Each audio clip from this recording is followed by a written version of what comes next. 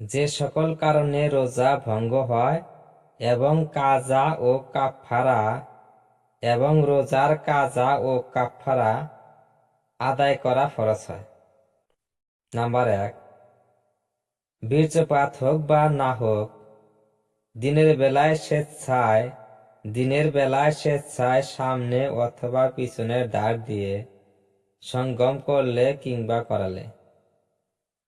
Number 2, স্বেচ্ছায় ধূমপান করলে। নাম্বার 3, ইচ্ছাপূর্বক কোনো কিছু খেলে প্রবৃত্তি কারণে রোজা ভঙ্গ হয়ে যাবে। এমন অবস্থায় রোজার কাজা ও কাফারা উভয়েই আদায় করা ফরজ। অকারণে স্বেচ্ছায় রোজা ভাঙলে উহার কাজা ও কাফারা উভয় আদায় করতে হয়। কাজার জন্য রমজানের মাস ছাড়া অন্য মাসের প্রতি রোজার পরিবর্তে একটি করে রোজা রাখতে হয়।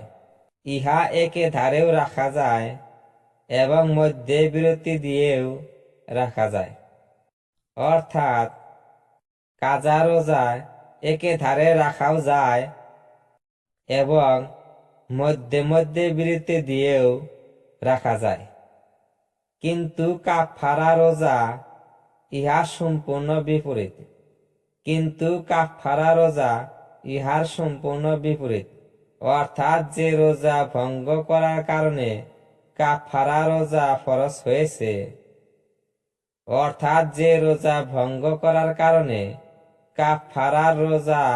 ফরজ হয়েছে, প্রথমত তার কাজা